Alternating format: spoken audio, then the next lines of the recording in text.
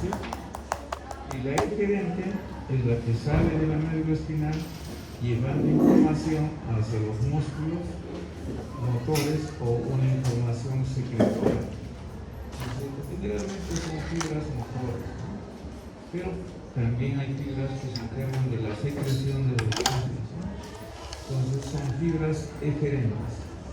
Además de eso, la médula espinal está asociada a la inervación autonómica y está dada por el simpático y el parasimpático.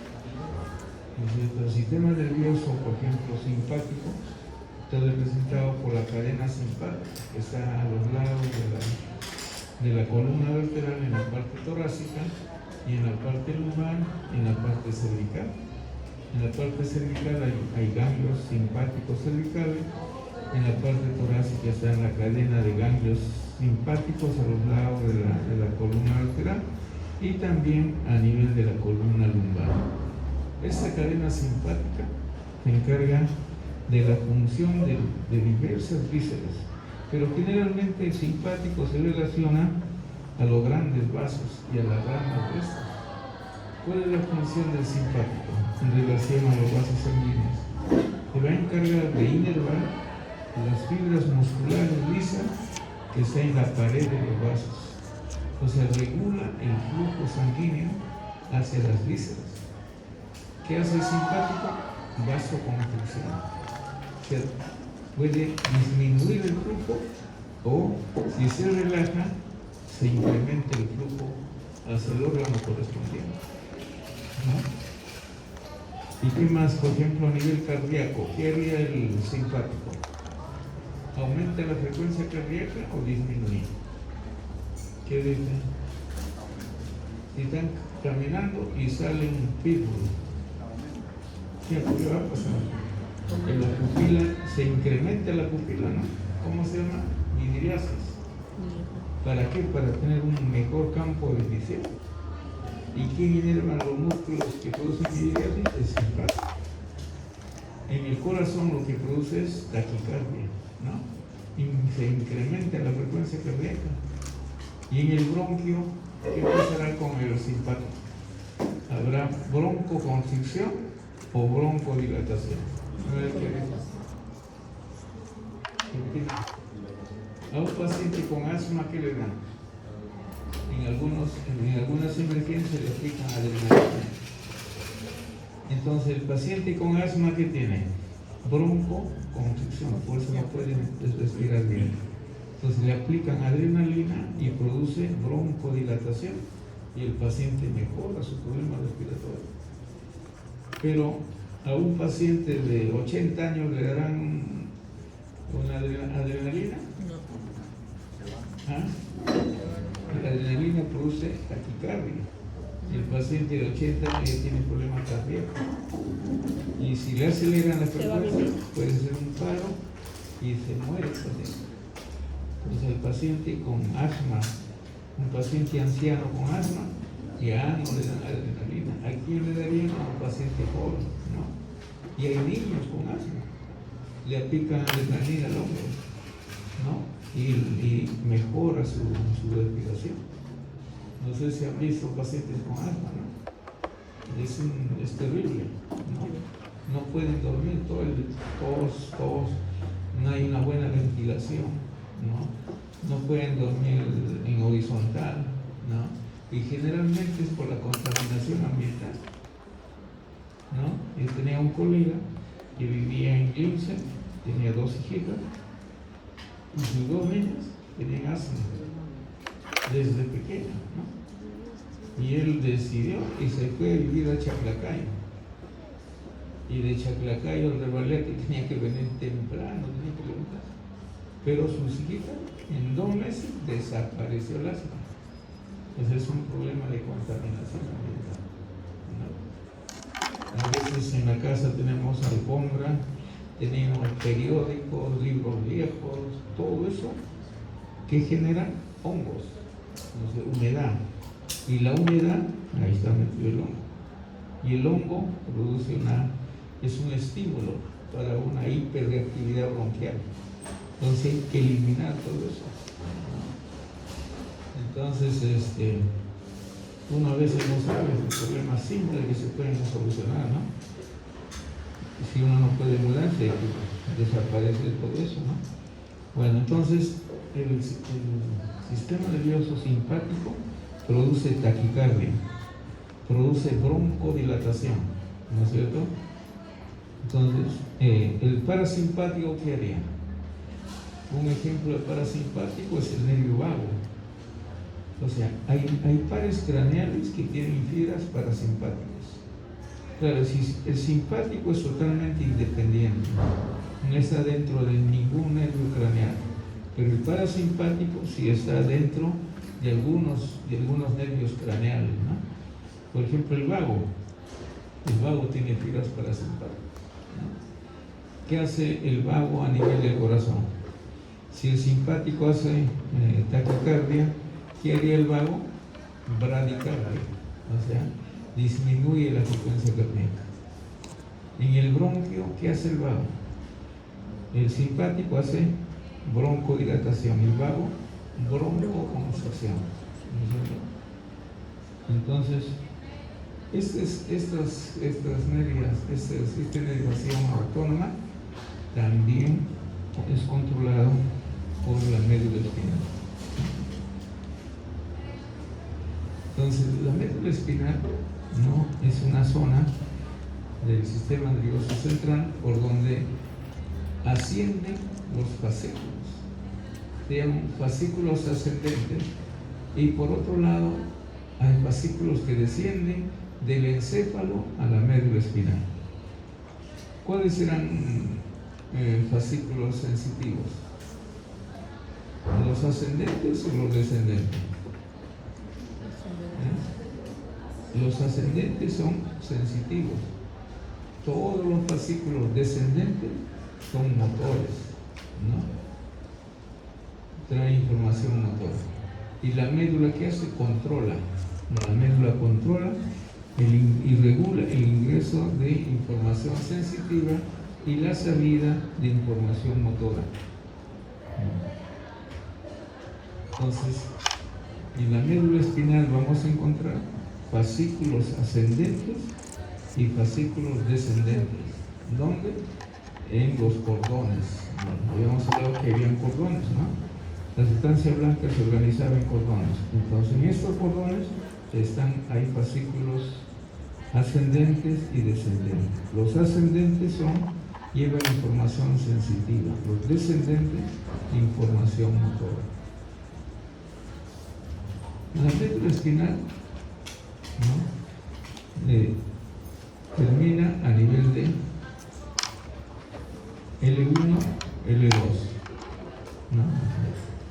Algunos libros dicen borde inferior del L1, otro libro dice borde superior del L2, otro dice entre L1 y L2, pero la diferencia serán pues 5 milímetros, ¿no? Entonces cualquiera de esas respuestas está bien, ¿no? Ahí. Y la columna vertebral, ¿cuánto mide la médula? En las damas, 42 promedio y 42 centímetros de longitud, ¿no? Y en el varón 45 centímetros, es un promedio, ¿no? Ahora, el tamaño de la columna vertebral, el tamaño de la columna son 70 centímetros de columna vertebral. Inicialmente, durante la vida embrionaria y vida fetal, tanto la médula como la columna tenían el mismo tamaño, comenzaron teniendo el mismo tamaño. Pero la velocidad de crecimiento de la columna vertebral fue más rápida. O sea, creció la columna más rápida y la médula lentamente creció, ¿no? Entonces la médula se quedó por aquí, pero la columna creció. Es como si alguien hubiera jalado la médula, hubiera cogido de aquí y lo jaló. Y aquí quedan solamente fibras, ¿no? A eso se llama ascenso aparente de la médula espinal. No porque la médula ascendió, sino porque el hueso ha crecido más rápido que la médula espinal. Entonces en la parte distal, ¿no? Quedó un grupo de fibras, ¿no? La médula debería estar hasta aquí, pero la médula pues, que se quedó ahí.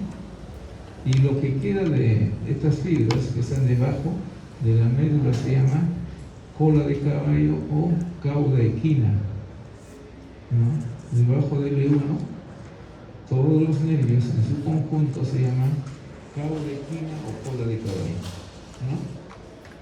Pero esos nervios en un inicio estuvo como en la región cervical. Aquí en la región cervical, médula y su nervio está al mismo nivel, médula y el nervio. Pero en la parte distal, la médula está aquí y su nervio está por aquí abajo. Está saliendo por la parte distal de la columna, ¿no?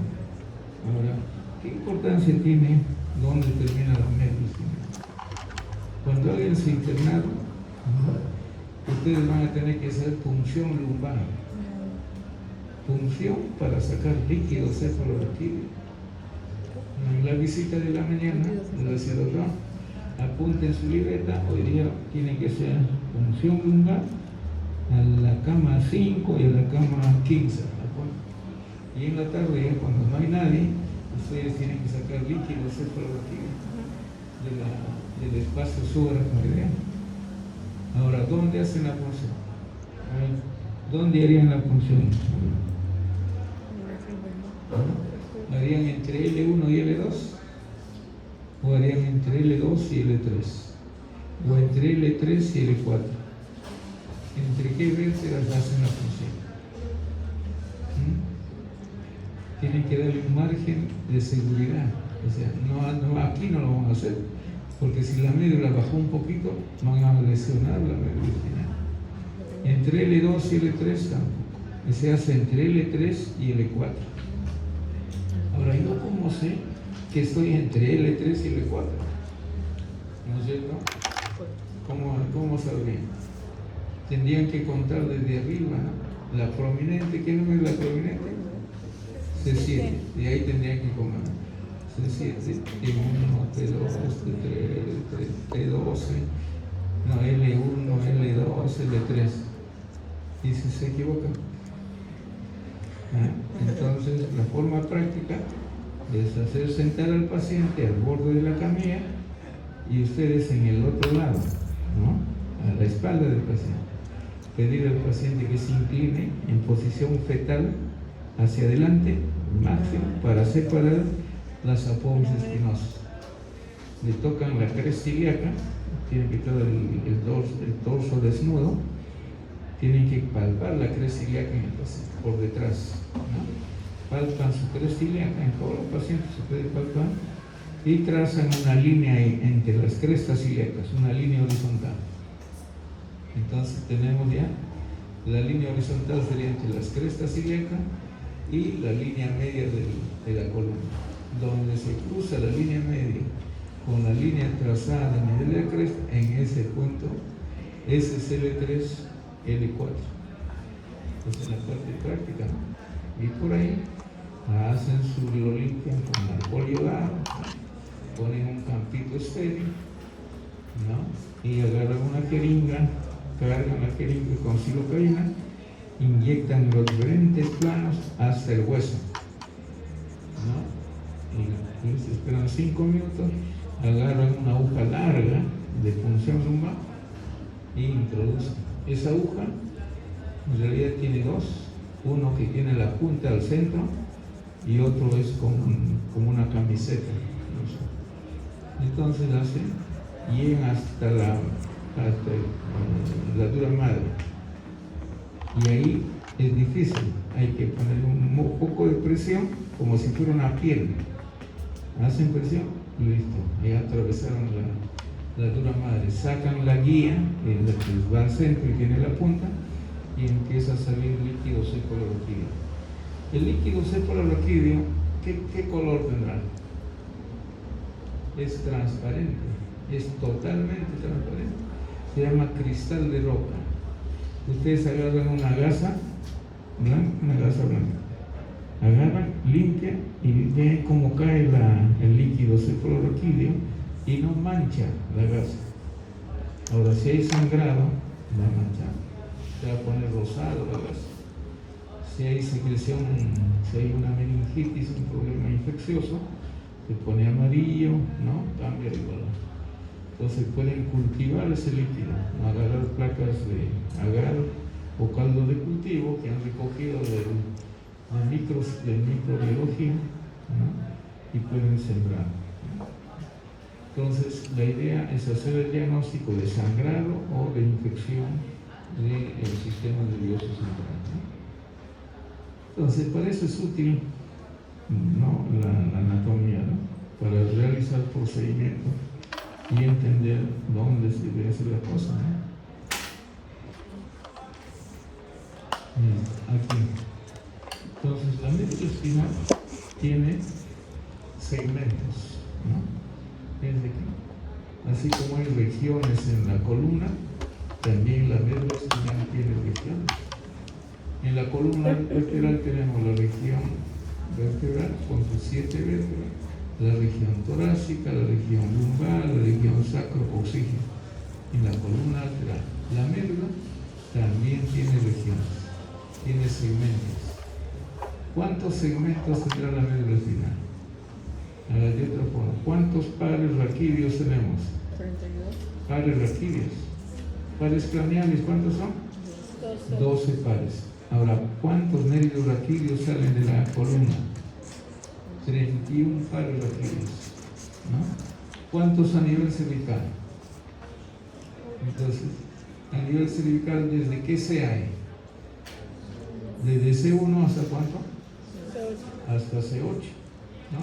Entonces, en la médula espinal, a nivel cervical, tendrá 8 segmentos, ¿no es cierto? ¿Cuántos segmentos torácicos tendrá? Desde T1 hasta T12. Entonces hay 8 segmentos torácicos. A nivel lumbar, de L1 a L5. A nivel sacro, de S1 a S5. Y a nivel coxígeo, un solo par. Si sumamos, son 31 pares de nervios raquídeos, ¿no? Si tenemos 31 pares de nervios raquídeos, la médula tendrá 31 segmentos, ¿no? Porque de cada segmento de la médula sale un par raquídeo, un nervio acá acostado, ¿no? Un nervio raquídeo al lado derecho y un nervio raquídeo al lado izquierdo, ¿no? 31 pares de nervio raquídeo.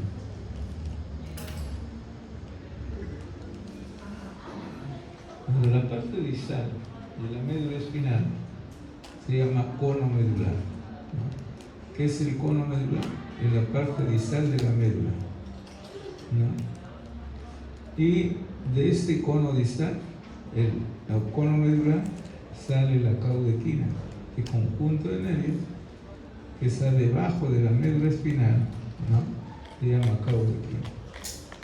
Y dentro de esta caudequina existe un ligamento, este de aquí, ¿no? Se llama el filum terminal, el que está pintado de rojo. Este filum terminal, su estructura es tía madre. ¿Cuáles son las 3 meninges? ¿Cómo se llaman las 3 meninges?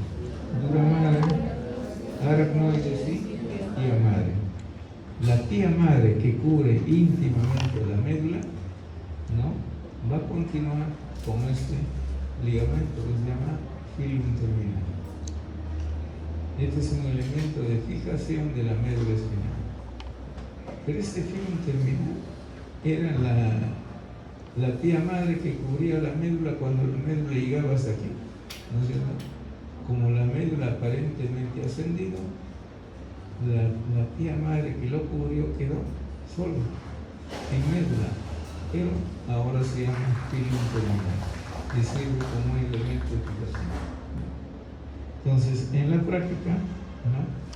Debemos reconocer la caudequina y el filum terminal, ¿no?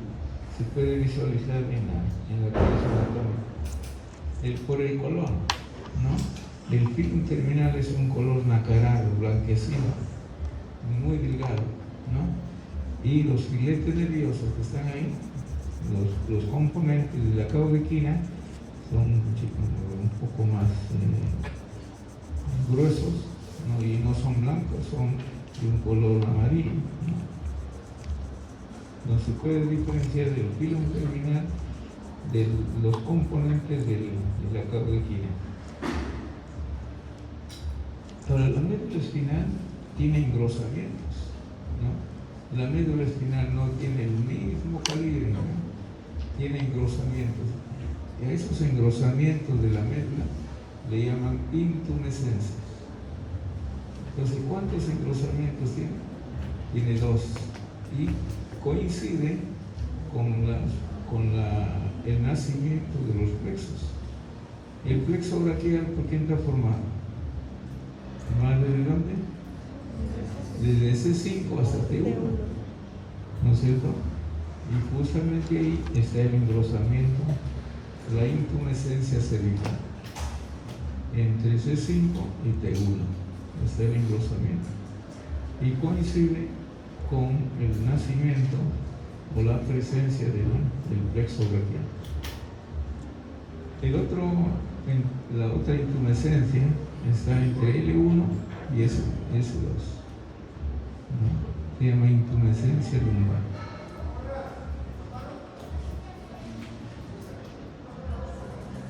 Ahora, si le preguntan, el cono medular, ¿qué segmentos forman el cono medular? El cono medular es este. ¿Qué segmentos van a formar el cono medular? Los segmentos que forman S4, S5 y el último segmento, el coxígeno. O sea, los 3 últimos segmentos de la médula forman el cono medular.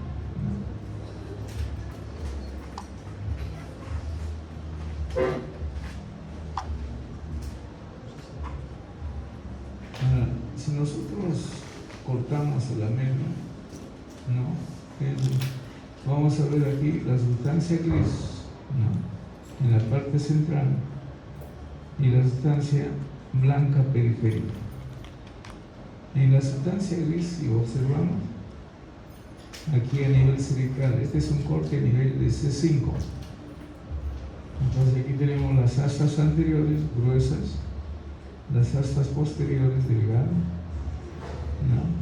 En cambio a nivel de T5, la torácica, la sustancia gris es más pequeña, no es como la sustancia gris de la región cervical, que es más voluminoso, tanto la sustancia gris como la blanca, pero a nivel torácico disminuye de volumen la sustancia gris y la sustancia blanca, además de tener un asta anterior, ¿no?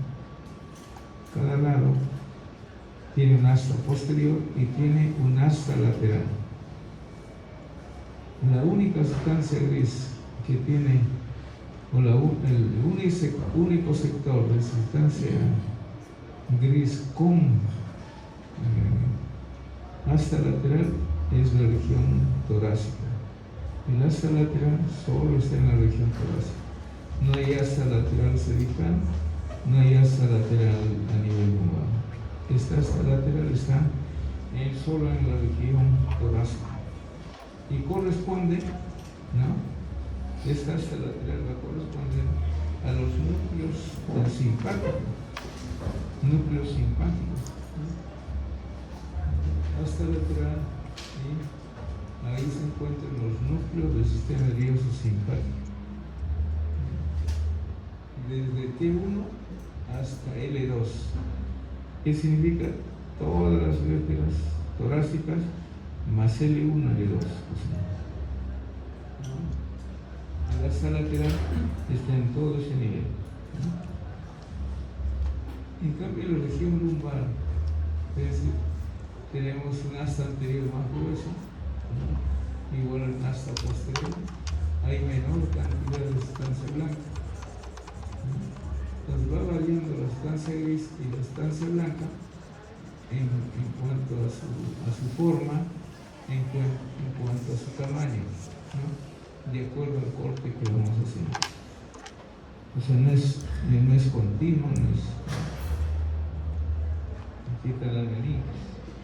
Las meninges son 3, ¿no? La dura madre, y esta dura madre está tapizada por dentro por aracnoides. La aracnoides cubre la cara interna de la dura madre. Y de esa dura madre, de esa aracnoides, salen unos tractos fibrosos. De la cara interna van a salir como pies de araña, por eso se llama aracnoides. De esta cara interna salen como unos pies, se llama tractos o trabéculos, hacia la pía madre. ¿Cómo se llama este espacio? Entre la pía madre y la aracnoides, ¿cómo se llama este espacio? Ese espacio se llama el espacio subaracnoideo. ¿Qué circula por el espacio subaracnoideo? Líquido cefalorraquídeo. Entonces, cuando hacen la punción, tienen que llegar a ese espacio, al espacio subaracnoideo, pero no donde está la médula, sino abajo donde no hay médula, ¿no? Solo está la caudequina. Y ahora uno dice, ya, okay, le hago la punción a nivel de L3, L4, pero con la aguja puedo lesionar la caudequina, una punta. Dentro de la dura madre, a nivel de la caudequina, existe un espacio grande, está lleno de líquido cefalorraquídeo, ¿no? Y la caudequina está flotando en ese líquido, ¿no? A ese espacio de líquido cefalorraquídeo se llama cisterna lumbar. O sea, por debajo del cono medular, ¿no? Todo ese espacio donde está la caudequina el espacio se llama cisterna lumbar y está lleno de líquido, ¿no? Entonces ustedes cuando ingresan, ¿no?, tocan a alguno de esos filetes nerviosos y ese filete se va a alejar, ¿no? Es como cuando tocan una superficie de un balde, está flotando el globo, ustedes lo tocan y se desplazan, ¿no? Con la punta de la aguja es difícil lesionar algún filete de la caudequina, ¿no? Pero si estuviera la médula como un elemento sólido, fijo, ahí lo van a lesionar. Listo, entonces tenemos aquí la dura madre, periférico, la aracnoides y la pía madre que cubre íntimamente a la médula espinal. Ahora, en la práctica, tienen que ver dónde hay una arteria, ¿no es cierto? Y aquí se encuentra una arteria en la parte central, pero ya retirando la dura madre y la aracnoides, una arteria continua, desde la cueva occipital hasta la parte distal, hasta el cono. Esa arteria es la arteria espinal anterior, porque es una arteria continua, está en toda la cara anterior. Pero si ven la cara posterior, ahí van a encontrar las espinales posteriores. No, las espinales posteriores están a cada lado de la línea media, pero en la práctica no lo vemos. O en un sector está la espinal posterior y después desaparece, o no es continuo, ¿no? Entonces no hay uniformidad en cuanto a la irrigación en la cara posterior, pero hay una constante en la cara anterior. Siempre vamos a encontrar a la arteria espinal anterior en la cara anterior. Entonces, ¿para qué me importa saber si esta es la arteria espinal anterior o no? Para reconocer que esta es la cara anterior de la médula, ¿no?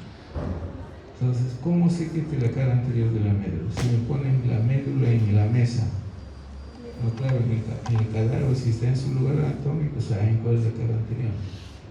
Pero si en la mesa me ponen una médula, ¿cómo reconocer la cara anterior? Por la presencia de la arteria espinal anterior. Ahora, ok, ya sé que esta es la cara anterior. Ahora eso, ¿para qué me serviría más, no? Entonces, ven estas raicillas, ¿no? Se llaman raicillas anteriores. ¿Por qué? Porque se quita la cara anterior. Entonces ya puedo poner aquí una apellido, raicillas anteriores. Ahora, cuando se juntan estas raicillas anteriores, ¿qué forma?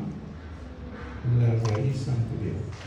O sea, la unión de estas raicillas forman la raíz anterior.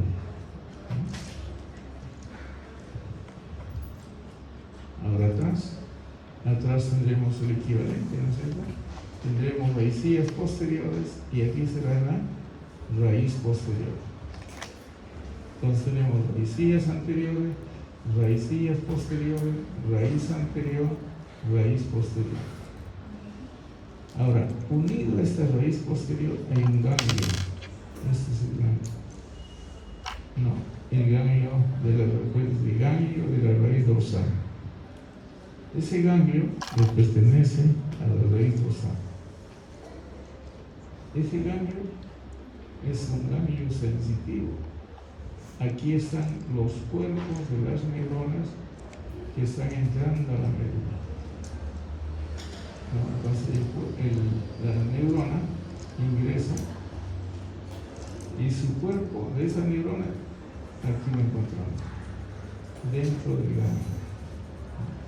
Y del ganglio sale un axón y va a la médula. El ganglio de la raíz dorsal es un ganglio sensitivo, cuerpo de todas las neuronas que van a entrar, ahí está el cuerpo. Ahora, después del ganglio, ¿cómo se llamaría esto? En este punto. Aquí se llama raicilla anterior, raíz anterior, y ahora aquí se llama nervio raquídeo. Este punto se llama nervio raquídeo. Y el nervio raquídeo está dividido en la rama anterior y en la rama posterior. Aquí ya se llama rama. Entonces, de nuevo, lo primero, ¿cómo se llama? Aquí, raicillas. O en el nervio le llaman filamento. Entonces, raicilla o filamento. ¿Qué sigue? La unión de esto.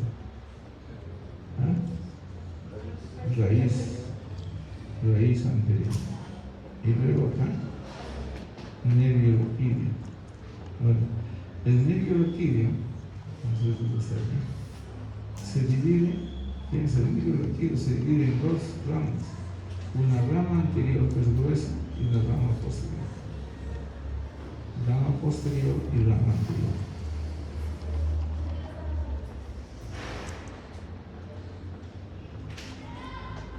Ahora la pregunta es, ¿quiénes forman el plexo braquial? ¿Cómo era la definición? El plexo braquial está formado por la rama anterior, dice así, ¿no? Por las ramas anteriores de C8 o de C4 hasta T1. Dice ramas anteriores, pues el plexo está formado por la rama anterior, no por la rama posterior. ¿A dónde va la rama posterior? Al dorso del cuerpo, a la espalda, la rama posterior. Y los nervios que van al dorso no se unen, permanecen en forma independiente, ¿no? Y las de delante, las que van a formar la rama anterior, ¿no? Que forman los plexos, sí, son más gruesos, ¿no? Y forman los plexos. La rama anterior forma plexos, la rama posterior no forma plexos, ¿no? Y la rama posterior va a la espalda, al dorso. La anterior va a formar los plexos. Ahora, la dura madre, ¿hasta dónde lo acompaña al nervio? La dura madre aquí es como una camisa, manga corta, que lo acompaña hasta aquí, hasta el agujero. Aquí hay un agujero en la columna, se llama agujero de conclusión. Lo va a acompañar hasta el agujero de conclusión. Más distalmente ya no hay tejido. Dura madre. A ver, una pregunta. Esta raicilla o esta raicilla son las raicillas anteriores. ¿Serán motoras o sensitivas? ¿Qué dice? Será formado por neuronas motoras o neuronas sensitivas. ¿Qué opinan? Neuronas motoras, ¿no es cierto? Porque ¿de dónde salen esas neuronas motoras? Salen del astro anterior, de aquí. Y de aquí salen las neuronas. Aquí están los cuerpos de las neuronas motoras. Y ese cuerpo tiene su axón, sale por acá. ¿No es cierto? Todas estas raíces son motoras. Y la raíz, ¿qué será la raíz?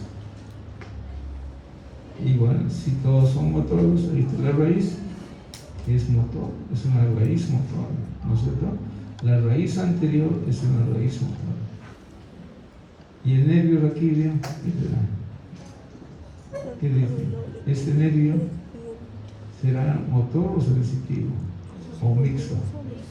Es mixto, tiene fibras motoras, sí, sensitiva. Y la rama anterior, aquí rama anterior y rama posterior. La rama anterior, ¿qué será? Motora, sensitiva, mixto. Si estos van a formar el plexo braquial, y el plexo braquial es mixto, ¿no? Tiene fibras motoras, sí, sensitivas. Entonces, el nervio raquídeo es mixto.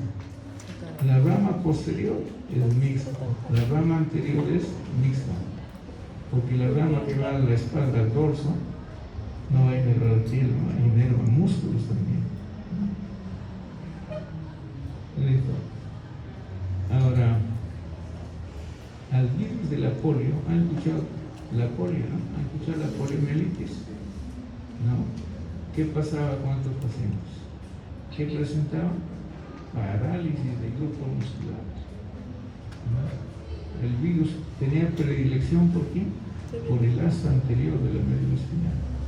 El virus de la polio destruía el asa anterior. Al destruir el asa anterior, ¿qué está produciendo? Parálisis de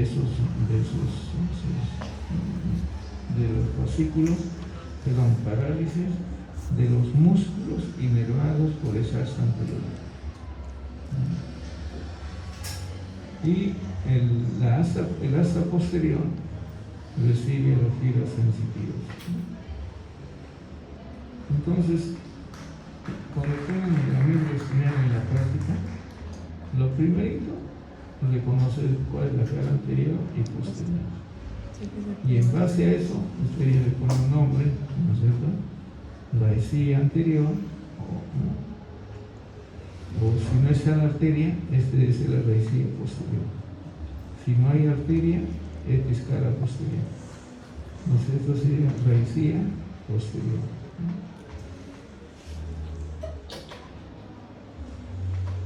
Ya aquí, ¿es la cara anterior o la cara posterior?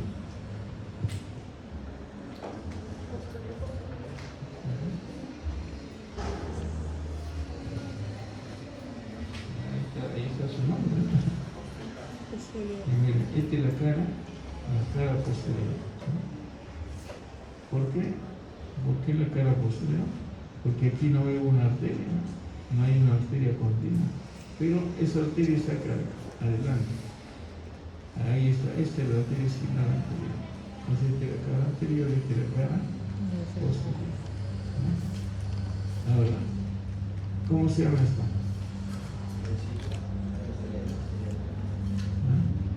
Raicilla posterior. Porque esta es cara posterior. Si esta es cara posterior, esta es raicilla posterior. Y esto, raíz posterior. Y la que está adelante, raíz anterior. Y aquí vienen, aquí ya se han unido, ¿no? Aquí se unen la periferia, se unen para formar el nervio raquídeo, se mezclan, ¿no? Y a partir de ahí para afuera ya es mixto, ¿no? Ahora, más lo otro, cuando ustedes vean la cara posterior, la densidad, la cantidad de raicillas posteriores es más abundante que las raicillas anteriores.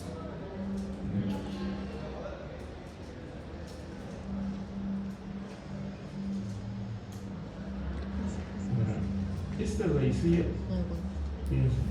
como es más denso esta zona, deja un surco, se va formando un surco. Entonces la médula espinal por detrás tiene un surco, se llama surco medio anterior, o surco dorsal de la médula. Surco medio dorsal. Pero lateralmente aquí hay otro surco, donde está, por donde está ingresando la raicilla sensitiva, aquí hay un surco colateral posterior. Entonces la presencia de esta raicilla va marcando el surco. Y si está más incrementado la raicilla, se va a acercar a la raicilla posterior del otro surco. Aquí veo, en otras palabras, aquí un incremento de las raicillas posteriores en comparación a las raicillas anteriores. No es denso forma un surco. Este surco se llama surco colateral posterior.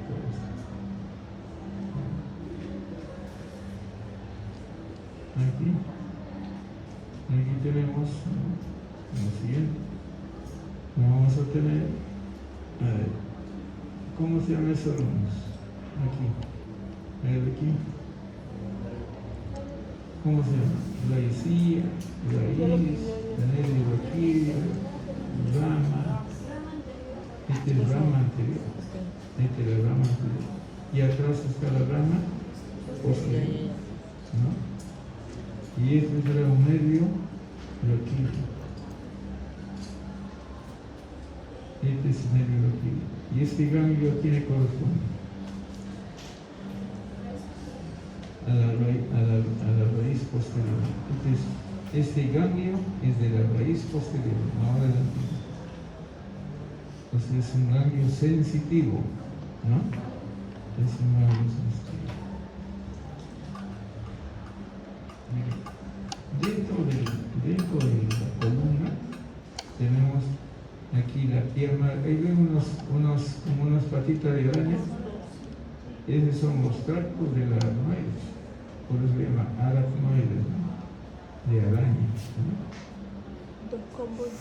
Entonces ese espacio está lleno de líquido cefalorraquídeo. Ese es el espacio subaracnoideo. Pero aparte tenemos la dura madre, ¿no? Fíjense, pero por fuera de la dura madre, ¿qué encontramos? Grasa. Entonces, todo lo que no es ocupado por tejido, la grasa lo ocupa, ¿no? Y le da protección adentro, ¿no? Igual adelante, desde aquí hay grasa, ¿no? Entre el cuerpo.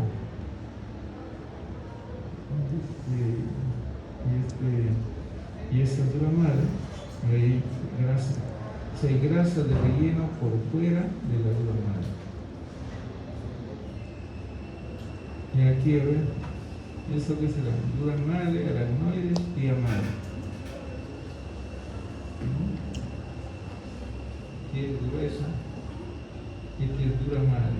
Aquí está envolviendo a toda la médula y está envolviendo a los nervios, hasta aquí lo envuelve.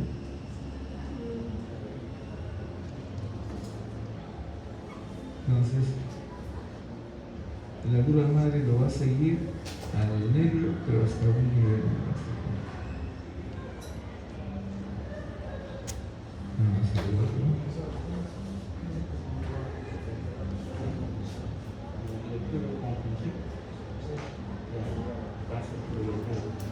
Entre pedículo y pedículo de las vértebras existe un agujero, ¿no? Se llama el agujero de conjunción, y por ese agujero de conjunción sale el nervio raquídeo, sale este nervio, y la dura madre lo cubre al nervio raquídeo hasta acá. Entonces es una línea, ¿no? Hasta ahí. Después, el nervio está totalmente pelado y ya no lo van a cubrir, ¿no? Es como si fuera una camisa de manga corta, ¿no? Ya. Ahora abajo. En la parte distal tenemos una estructura que se llama saco dural. ¿Qué es el saco dural? El saco dural es la dura madre que comienza en el vértice del cono.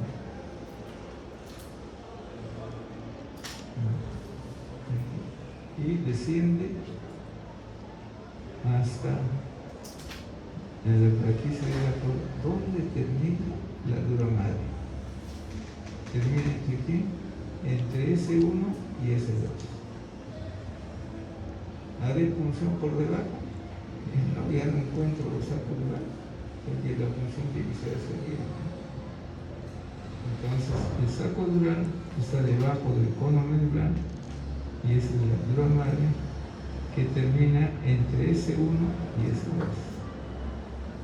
Ahí termina el saco dural. ¿Y cuál es el contenido del saco dural? La caudequina y el film terminal. Ahí está el nombre del film terminal. ¿Y cuál es la estructura del film terminal? Es pía madre. Es una estructura hecha por pía madre. Ahora, este film terminal, ¿no? ¿Qué es este film terminal?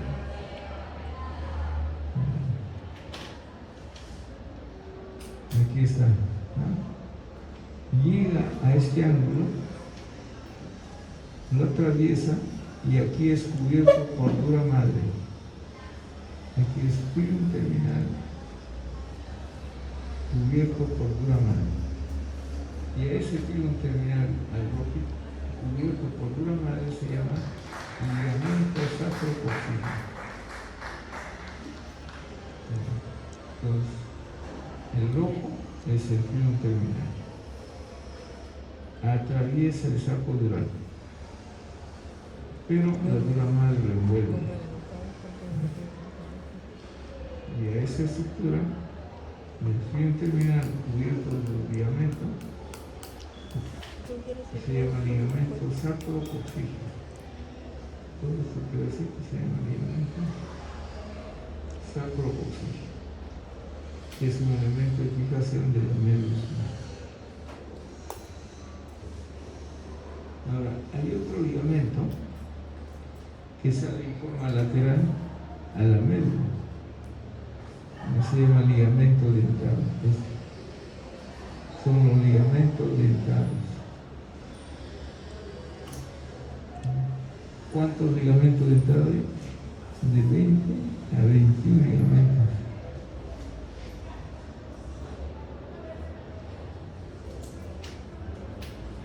Entonces, la fijación de la médula en la parte lateral está dada por los ligamentos dentados.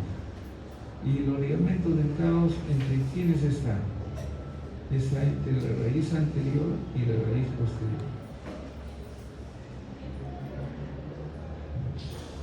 ¿Y dónde se fija? Se fija en la cara profunda de la dura madre.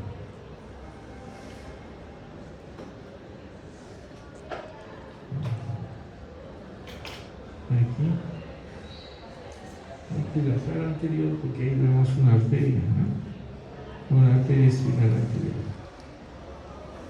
Todo esto es la cara anterior. Pero la densidad, fíjense, la densidad de filete nervioso es escasa, ¿no? No es abundante. ¿Y cómo se llama aquí esto? Este ligamento dentado.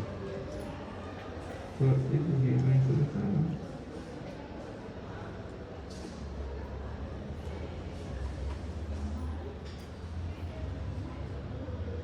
Bueno, resumiendo, ¿cuáles son los elementos de fijación de la médula? Hacia arriba es la continuidad con el bulbo. La médula continúa con el bulbo.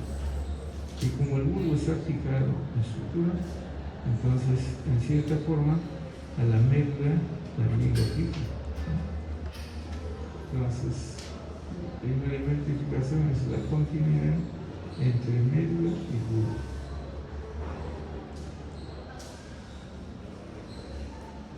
Otro elemento abajo es el filum terminal, ¿no? Formando luego el ligamento sacrocoxígeno. Filum terminal y ligamento sacrocoxígeno. Lateralmente, ¿quién lo fija lateralmente? Los nervios. ¿Qué nervios son estos? Los nervios raquídeos. Los nervios raquídeos, ¿no? Como salen por los acuerdos de conjunción, también forman elementos de protección de la médula, de fijación, perdón, de la médula. Todos los nervios, ¿cuántos pares de nervios raquídeos? 31 pares. 31 pares que salen de la médula, ¿no es cierto? Y esos son elementos de fijación. Igual que el ligamento dentado. Naturalmente sería el ligamento dentado y los nervios raquídeos.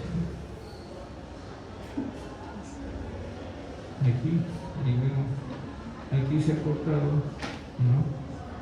Aquí se ha cortado la raíz anterior, la rama anterior, y aquí quitamos el ligamento dentado.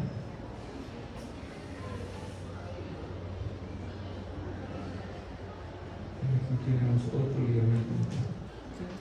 Y tenemos ligamentos dentados que dependen de la pía madre.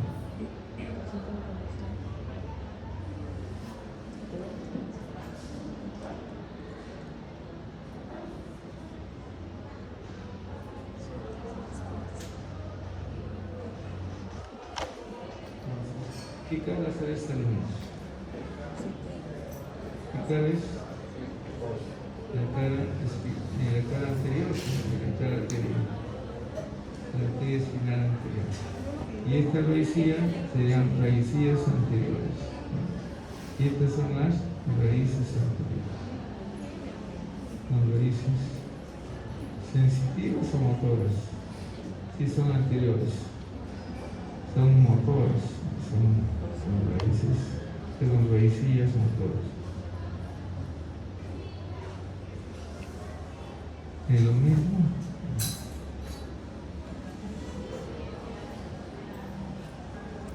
La vascularización, la irrigación de la médula. La médula espinal, ¿quién irriga la médula espinal? Guía a las meninges. En la parte superior, en la porción cervical, lo va a irrigar la arteria vertebral, todo esto es la arteria vertebral. ¿De dónde sale la arteria vertebral?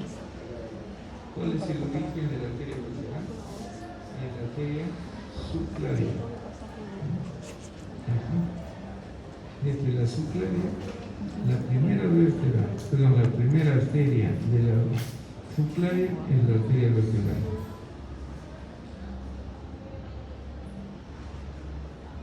Aquí, la arteria vertebral empieza a subir por el agujero transverso de la cesta cervical, ¿no es cierto? Y luego asciende.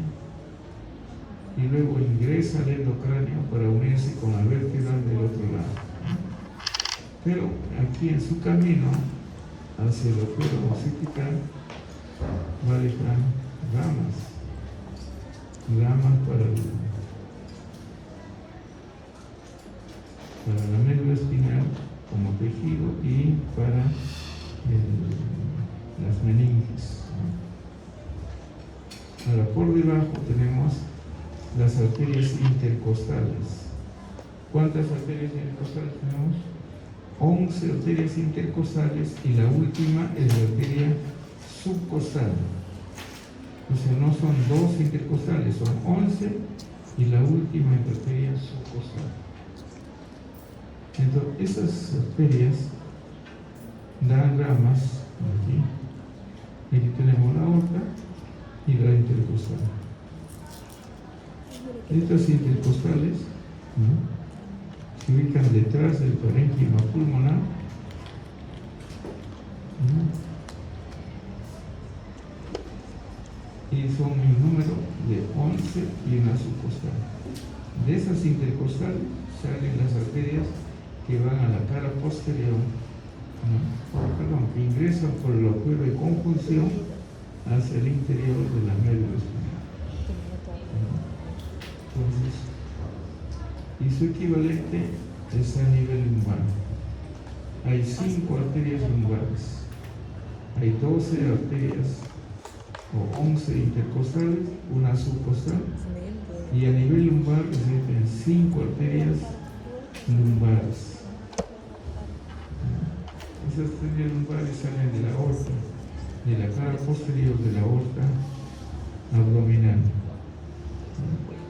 Y esas arterias lumbares dan ramas que van a ingresar por los agujeros de conjunción hacia el interior del conducto vertebral. Entonces, resumiendo, las meninges y la médula son irrigados por la arteria vertebral, la parte cervical, por las arterias intercostales, que son 11 intercostales más una subcostal, y por las 5 arterias lumbares, 5 arterias lumbares.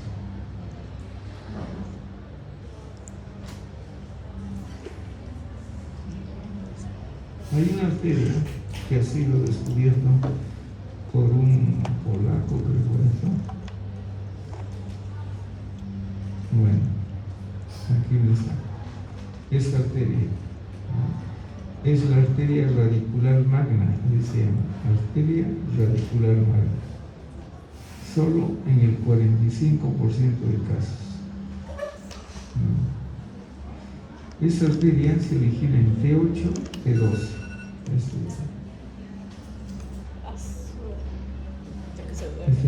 Pero está entre los espacios T8 y T12. Está entre esos espacios. A veces L1. Son ramas intercostales o lumbares izquierdas. Se ubica por detrás del peritoneo.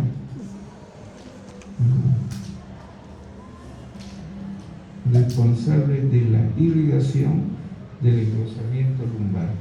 O sea, donde está el plexo que va a inervar al miembro inferior, esa zona, el engrosamiento lumbar o intumescencia lumbar, toda esa zona es irrigada por esta arteria, por la arteria radicular magna. Es la única rama visible y con nombre propio, que está en relación a la médula espinal.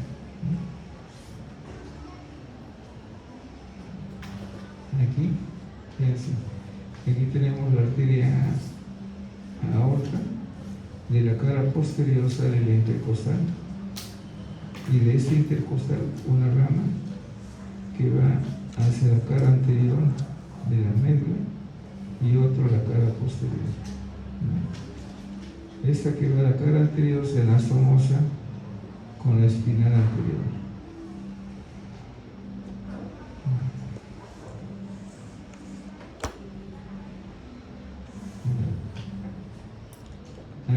Ahí nos vamos a quedar. Para la siguiente terminamos con médula y tronco encefálico.